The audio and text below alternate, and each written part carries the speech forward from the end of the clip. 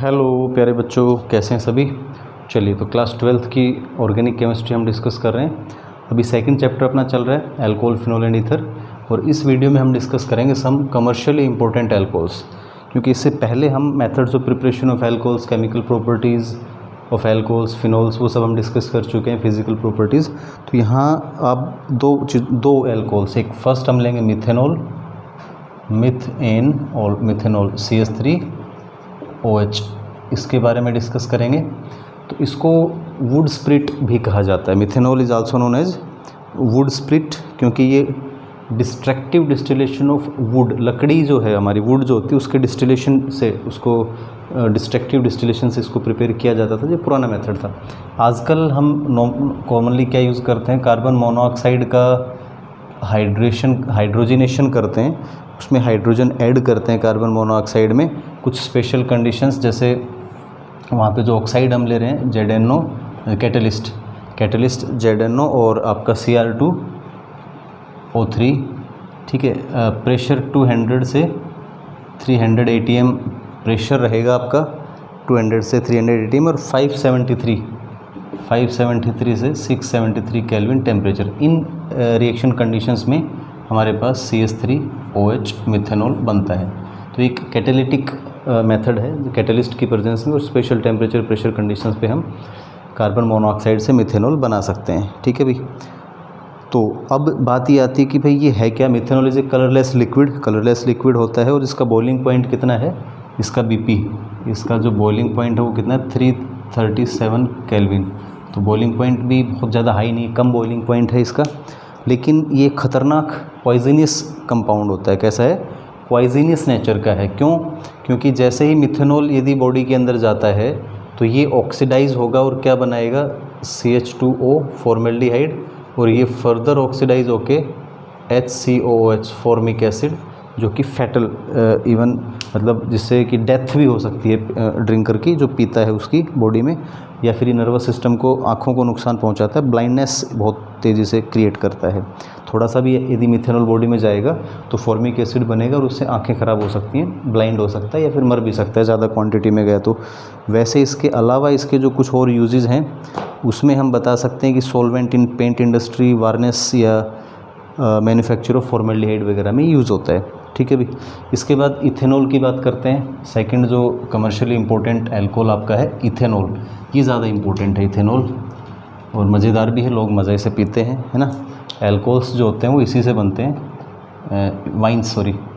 Ethanol formula CH3CH2OH।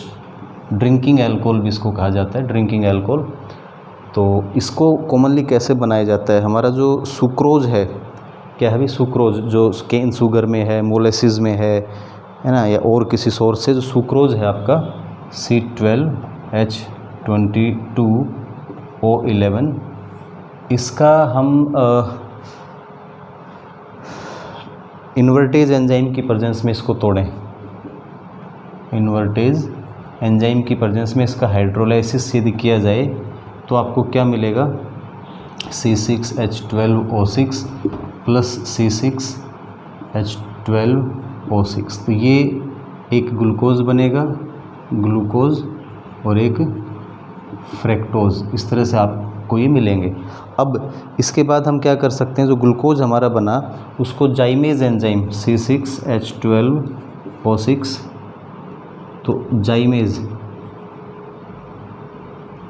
जाइमेज enzyme की presence में इसको हम क्या कर सकते हैं, इसका फर्मेंटेशन होगा। क्या होगा भाई, फर्मेंटेशन प्रोसेस, और उससे आपके पास 2 इथाइल अल्कोहल मॉलिक्यूल बनेंगे, C2H5OH, ठीक है भाई, 2 ethyl alcohol molecule plus 2 carbon dioxide molecule plus 2 CO2। इस तरह से हम दिखा सकते हैं। अनएरोबिक फर्मेंटेशन है, एयर की एब्सेंस में है।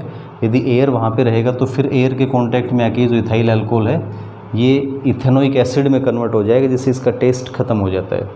तो देखो, ग्रेप्स से जो ग्रेप वाइन बनता है नॉर्मली, उसमें क्या होता है, ग्रेप्स को पहले जब वो पकते हैं तो उसमें ग्लूकोज का अमाउंट काफ़ी बढ़ जाता है, उसमें यीस्ट ऐड कर देते हैं जिसमें जाइमेज एंजाइम प्रेजेंट होता है, यीस्ट, वो उसके सरफेस पे रहेगा। जब उसको क्रश कर देंगे तो वो कांटेक्ट में आएंगे ग्लूकोज और जाइमेज, और फिर फर्मेंटेशन से इथाइल अल्कोहल और कार्बन डाइऑक्साइड एनारोबिक कंडीशंस में करेंगे। जैसे ही इथाइल अल्कोहल का कंसंट्रेशन 14% के आसपास पहुंचता है, हम उसको फर्मेंटेशन को वहाँ पे स्टॉप कर देते हैं, क्योंकि हमें वाइन ड्रिंकिंग अल्कोहल बनाना है।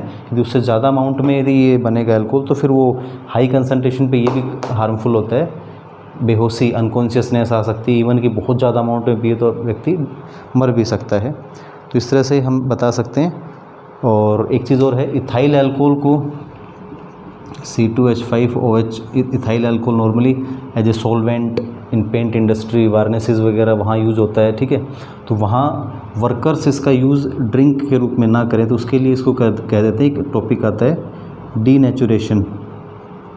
Denaturation of alcohol.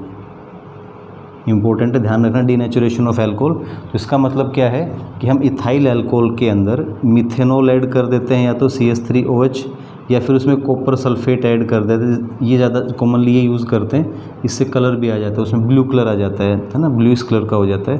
तो पता लग जाता है कि प्योर नहीं है, इसको पीने से नुकसान होगा, डैमेज होगा, हार्मफुल है वो।